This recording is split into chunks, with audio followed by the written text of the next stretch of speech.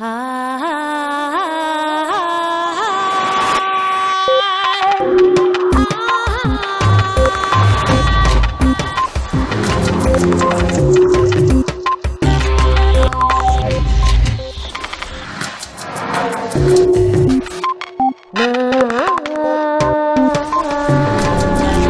cuanto a desarrollo cerebral, la madurez no llega hasta los 20 o incluso hasta los 30 años. Sarah Jane Blakemore. En las últimas décadas se ha descubierto que nuestro cerebro es capaz durante toda la vida de cambiar su estructura y su configuración al ritmo de su entorno. El mensaje de redes de hoy es: ejercita tu cerebro, puede cambiar, nunca es tarde. Eduardo Punset nos revela en esta clave, junto a la neurocientífica Sarah Blakemore, las evidencias de la plasticidad del cerebro humano y cómo en los últimos años la neurociencia va a tener mucho que decir en las escuelas.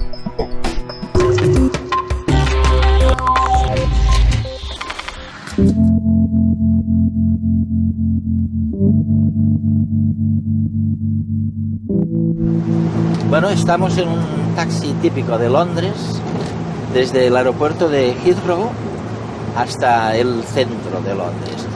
Y el taxi, como se pueden imaginar, lo conduce un taxista londinense, el mismo grupo con el que se hizo el experimento más famoso, que ha demostrado que los taxistas, créanlo o no, de Londres tienen más memoria espacial que el resto de los mortales.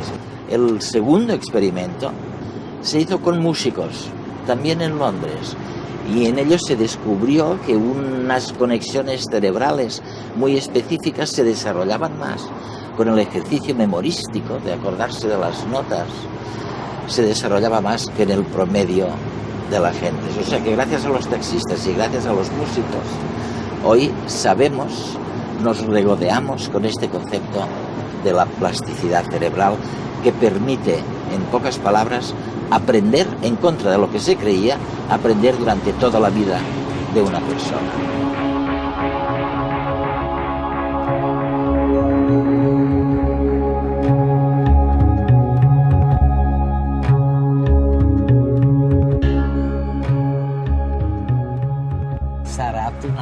Sarah, hasta ahora solo teníamos la genética. Cuando nos preguntábamos qué pasaría con la educación, es lo único que teníamos. Pero ahora la ciencia de la neurología y de la psicología se han unido y nos dicen que no solo se trata de la genética, que también están las emociones, la dieta, que hay muchas más cosas. Bueno, de hecho, si esto es cierto, probablemente podemos hacer algo en relación con la educación, que es bastante mala en los tiempos que corren, ¿no? ¿Podemos hacer algo? Sí, creo que en cierto modo actualmente la investigación va en esa dirección. Estamos empezando a ver ciertas consecuencias para la ciencia, para la neurociencia concretamente aplicables a las políticas y a las prácticas educativas.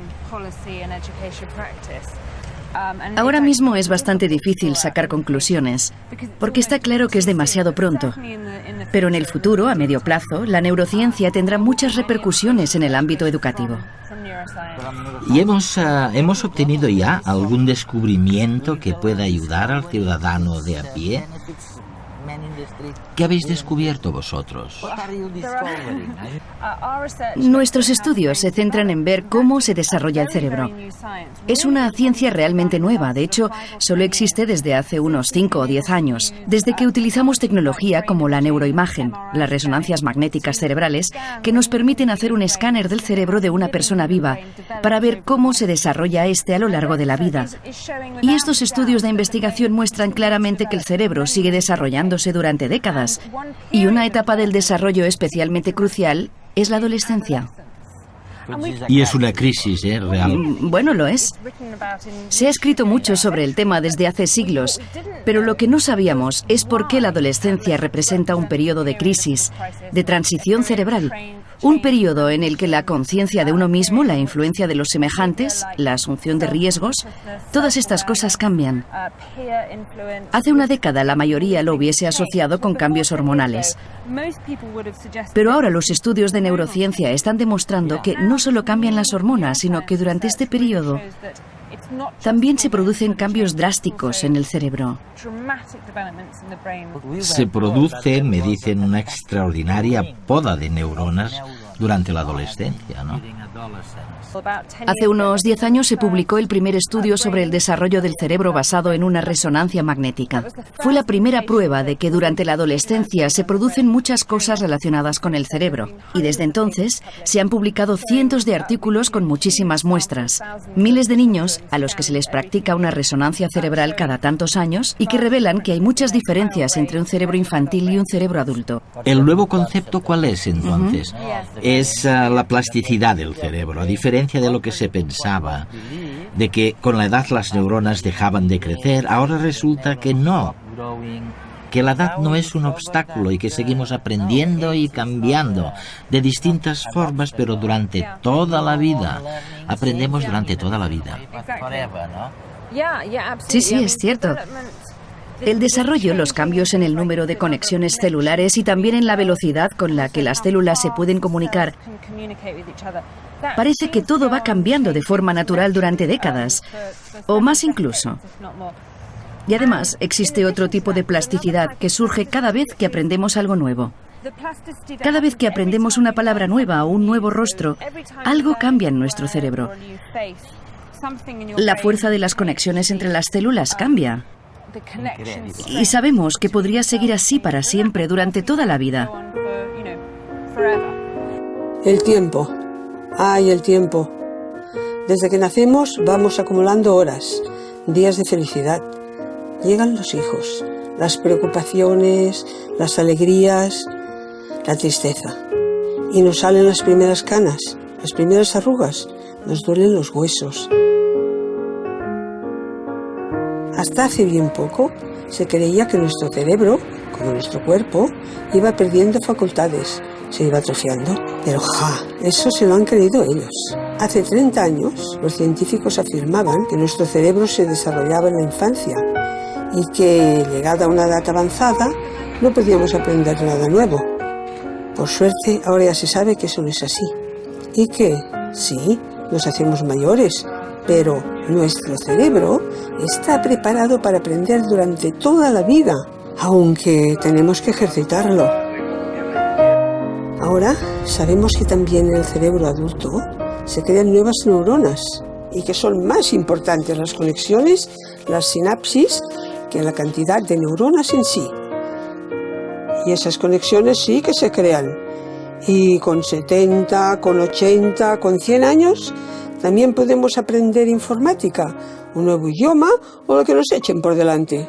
Por supuesto, el cerebro envejecido es menos maleable y aprender nuevas cosas pues eso requiere de más tiempo.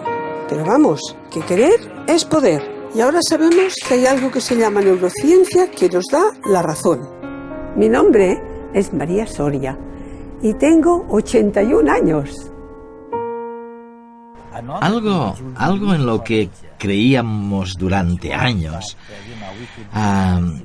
que podíamos estar en una habitación solos y aprender mucho estando solo. Ahora me decís que no es cierto, que posiblemente la inteligencia, el desarrollo cerebral necesiten del contacto con otros cerebros. ¿Es verdad? Sí, parte de mi trabajo se centra en el cerebro social, es decir, la complicada red que conecta las regiones cerebrales que se utilizan para que podamos interactuar con otras personas y entenderlas. Parece que las interacciones sociales están ahí desde el principio, desde el nacimiento. Son sumamente importantes para el aprendizaje y el desarrollo. Hay estudios en Estados Unidos que demuestran que los bebés aprenden mejor si lo hacen de una persona de carne y hueso que de una pantalla de televisión o de la grabación de una voz en una cinta. De hecho, los bebés pueden incluso distinguir entre la voz que procede de una pantalla de televisión y de una persona real. Parece que es así, según dicha investigación. ¿Sabes lo que me parece más sorprendente de todo? Pues que los bebés de hasta 6 meses de edad pueden distinguir el rostro de un mono del de otro mono y luego pierdan esta capacidad. ¿Pierdan dicha capacidad, sí? ¿Por qué crees que un bebé necesita distinguir la cara de un mono de otro? No es que los bebés necesiten diferenciar un mono de otro. Lo que ocurre es que cuando nacemos podemos percibir cada sonido y cada rostro. Pero perdemos la capacidad de distinguir, por ejemplo, entre rostros y sonidos que no están demasiado presentes en nuestro entorno. Por ejemplo, un bebé humano no tendrá que ver rostros de monos. Por eso no tiene sentido que invierta mucha energía cerebral en diferenciar las distintas caras de los monos. Y entonces, probablemente, se pierden las conexiones que le permiten procesar las diferencias entre estos rostros. Mientras que las conexiones restantes, las que permiten distinguir entre rostros humanos, se ven reforzadas.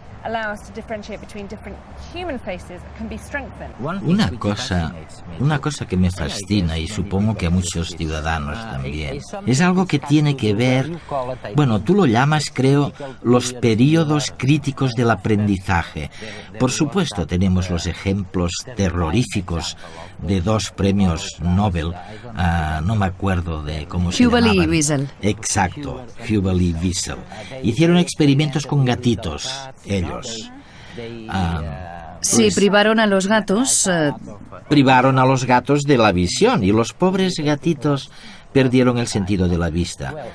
En cierto modo, esto demostró que hay etapas críticas para el aprendizaje. ¿Se parecen los humanos a los gatos en este sentido o tienen otros periodos o ventanas? Bueno, al decirlo así, has omitido el final de la historia. Lo que estudios posteriores han demostrado es que se puede obtener cierta recuperación de las funciones. O sea, que si sometemos a un gato que ha perdido el sentido de la vista, que ha perdido un desarrollo normal del córtex visual, a un entrenamiento intensivo, se le puede entrenar cerebralmente para que recupere la vista en condiciones más o menos normales. Es decir, que no deberían interpretarse como periodos críticos en el sentido de que una vez transcurridos ya no hay nada que hacer, sino más bien como periodos sensibles, periodos que son particularmente buenos para adquirir información y desarrollar ciertos aprendizajes. Si pudiéramos retroceder 200.000 años y traernos a un niño al siglo XXI, le bastarían pocos días para acabar jugando a la consola como cualquier crío actual. Del mismo modo, cualquiera de nosotros podría regresar al pasado con los parientes de ese niño y sorprendernos al poco cazando mamuts o haciendo fuego chascando un par de piedras. Y es que el cerebro humano no ha evolucionado. Es el mismo desde hace decenas de miles de años, pero viene dotado con todos los kits que va a necesitar. Como si fuera una gran caja de herramientas que le permite ir adaptándose a las situaciones nuevas. Fascinante, ¿a que sí? Y en eso somos muy diferentes al resto de animales. Los pájaros instintivamente pueden hacer un nido y las arañas formas geométricas perfectas con los que atrapar a otros insectos. Y es que nacen con una serie de conocimientos inscritos en sus genes. Sin embargo, los seres humanos nacemos con más vacíos de información, pero con una mayor capacidad de aprender. Y para aprender y desarrollar nuestra inteligencia, necesitamos estar en sociedad. Lo que facilita que el cerebro actual y el de hace 200.000 años se adapten a los cambios del entorno es que conviven con otros cerebros. Las neuronas espejo, situadas en el córtex premotor, son las encargadas de observar a los otros para que podamos interactuar con ellos, entenderlos y también aprender. Somos cerebros sociales.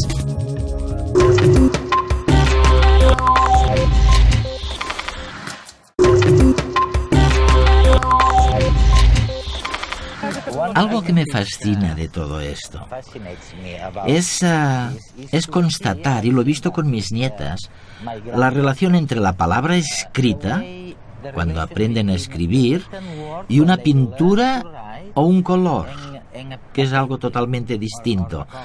Quiero decir que cuando eran más pequeñas, lógicamente, les resultaba más fácil reconocer una pintura que una palabra escrita.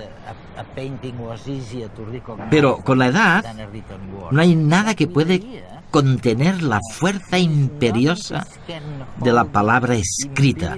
Es como un lavado de cerebro. Oye, ¿por qué las palabras se vuelven tan importantes? La lengua escrita frente a otros estímulos. Creo que una vez has aprendido a leer no puedes hacer nada para evitarlo. Si ves una palabra que puedes leer, tu cerebro lo procesa, aunque sea una desventaja. De ahí que existan estas graciosas tareas que se conocen como las Stroop Tasks, en las que puedes intentarlo. Escribes el nombre de una palabra, por ejemplo, escribes la palabra azul, pero con tinta verde. Y la tarea consiste en nombrar el color de la tinta. Es verdad. Y eres mucho más lento si el color de la tinta es distinto del color de la palabra. Te fías de la palabra. Porque tu cerebro no puede evitar leer la palabra y eso interfiere con el hecho de nombrar el color azul. Y así se demuestra que la lectura se automatiza cada vez más conforme aprendemos a leer. Sara, me han comentado que se podría desarrollar el concepto de plasticidad cerebral. De hecho, se podría hacer después de 2 o 3 experimentos. Bueno, uno de los primeros experimentos fue un estudio hecho en Londres sobre los taxistas londinenses. De una de mis colegas en la Universidad de Londres. Allí para llevar un taxi tienes que saberte no sé cuántos miles de rutas. Creo que son unas 25.000 rutas. Increíble, ¿eh? Tienes que aprendértelas todas de memoria, así que se trata de personas con una memoria espacial prodigiosa. Ella los estudió y se fijó en la estructura y funciones de sus cerebros. Y lo que descubrió fue que comparando con otros conductores, el hipocampo, que es una parte del cerebro que se encarga de la memoria y del aprendizaje espacial, una parte de este era mayor. Mayor, ¿eh? Sí. En los taxistas comparado con otros conductores. Y el tamaño de esa parte del hipocampo tenía que ver con el tiempo que habían estado conduciendo taxis, cosa que sugería que realmente el tamaño tenía que ver con la necesidad de moverse por Londres.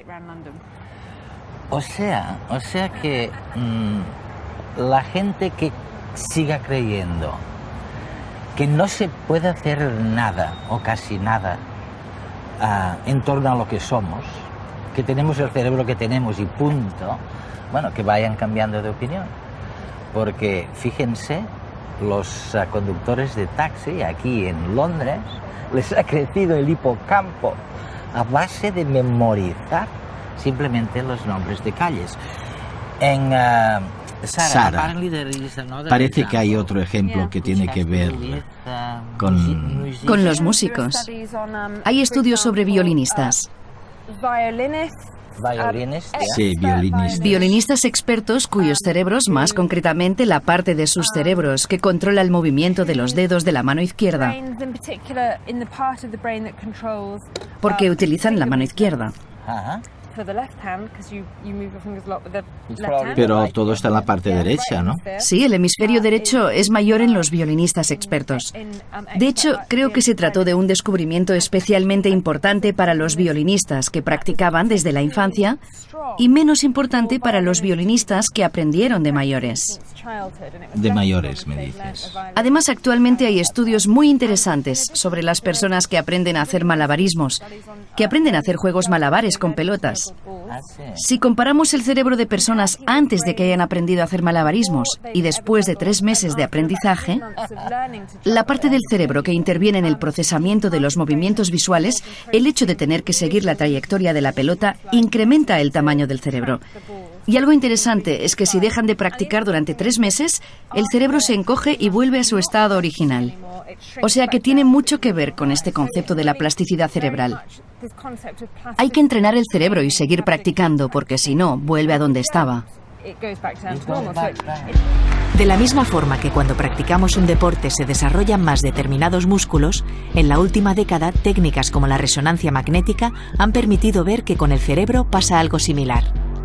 Ahora se puede medir la actividad cerebral de una persona mientras ésta desarrolla una tarea y ver de qué forma el sistema nervioso se adapta continuamente a las circunstancias cambiantes, cuando aprende una nueva lengua, una habilidad, una ruta distinta hacia casa o al ver una cara nueva. Y como en el caso del deporte, los cambios de la estructura del cerebro van asociados a su uso. Cada día recorren la ciudad, se manejan por un entramado complejo de calles, avenidas y rondas. Recuerdan que hay obras en una zona determinada y las sortean. Se saben de memoria cientos o quizás miles de rutas. De toda esa información espacial se encarga el hipocampo, una región cerebral con forma de caballito de mar. Nos ayuda a recordar dónde están las cosas o cómo volver a casa, y almacena información sobre coordenadas espaciales. Esa zona, cuando una persona se convierte en un experto de la navegación, se desarrolla más. Por eso, en un taxista es mucho mayor que en un conductor normal de la misma edad y sexo. El tamaño depende del tiempo que lleva conduciendo el taxi y usando a fondo su memoria espacial. Lo interesante de esto es que ahora se sabe que todos podemos ejercitar nuestro hipocampo para mejorar la memoria espacial y la navegación. La parte del cerebro que procesa la música está situada a ambos lados de la cabeza, muy cerca de las orejas. Se denomina córtex auditivo y en los músicos puede ser hasta un 25% más grande que en las personas que jamás han tocado un instrumento. Y como ocurre con los taxistas, el tamaño del córtex auditivo depende de los años que lleve esa persona dedicada a la música. Pero este no es el único cambio en su cerebro.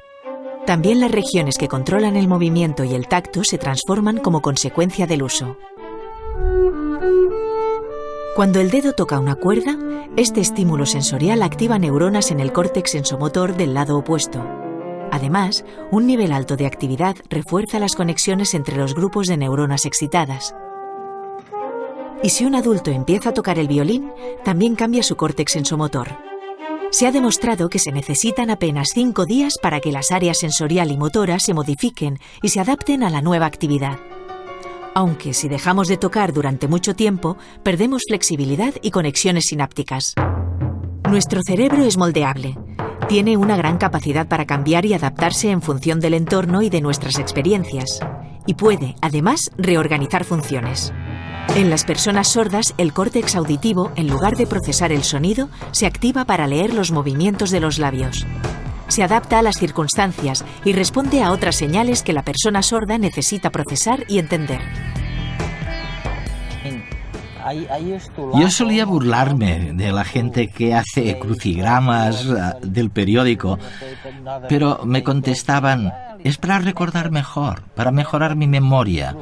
Así que es verdad, ¿estaban mejorando su memoria? Sí, bueno, hay muchos estudios sobre ello porque ahora se pueden comprar videojuegos nuevos, como por ejemplo Brain Training. No sé si has oído hablar de este videojuego.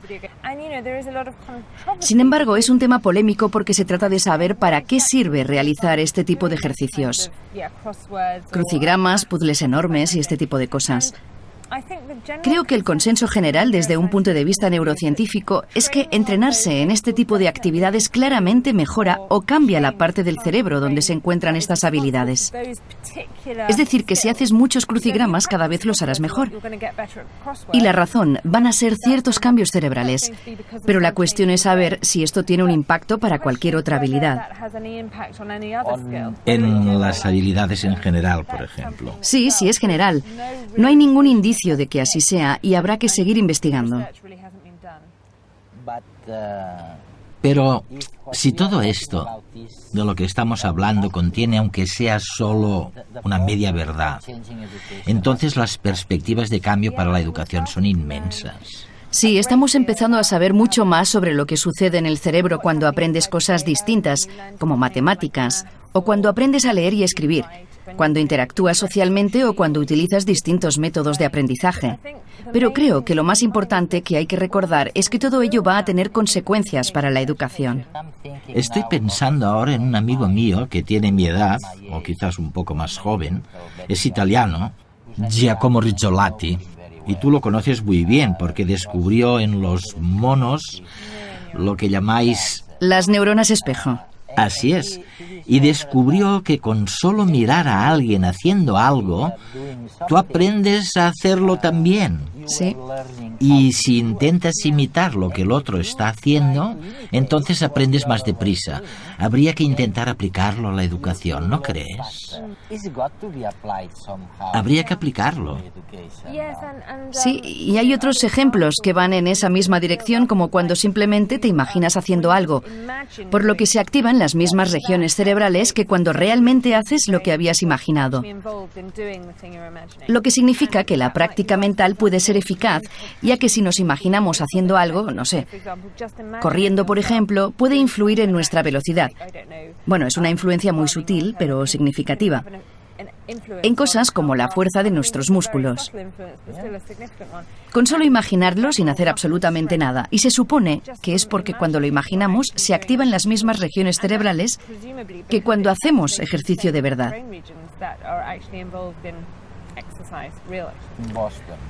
Recuerdo que en una ocasión me encontraba en Boston, en Estados Unidos, y estaba con uno de los mayores expertos en nutrición del mundo. Y al final de la conversación me dijo: mire, Eduardo, la nutrición y la dieta son muy importantes para la salud, pero hacer ejercicio es todavía más importante. Esto es lo único de lo que estamos seguros. Así que parece que hacer ejercicio es muy importante para la salud. Sí, se trata de un tema muy interesante. De hecho, no sabemos cómo influye a largo plazo el ejercicio en el cerebro humano, pero lo que sí sabemos de distintos estudios hechos con ratones y ratas es que el ejercicio influye en el cerebro.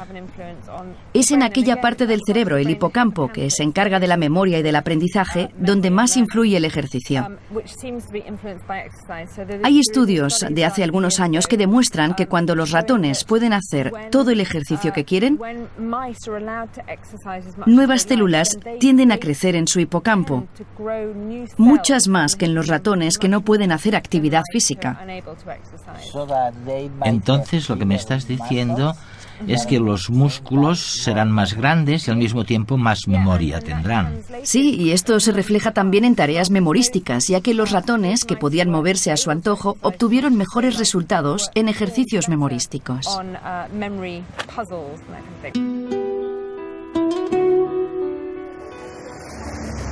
Estamos descubriendo por primera vez que es cierto que existen periodos críticos en el aprendizaje de una persona. Hay idiomas, hay cosas que es mejor aprenderlas en una edad determinada que en otras. Bueno, otro descubrimiento. Estamos viendo que realmente es prácticamente imposible aprender solo. Uno aprende cuando se relaciona con los demás. Y esto echa por tierra cosas que habíamos creído durante centenares de años. Es la gran revolución educativa, o más bien es la gran revolución de la entrada de la ciencia en el sistema educativo. Sería muy útil enseñar a los jóvenes en el instituto cómo se desarrolla su cerebro. Sarah Jane Blakemore.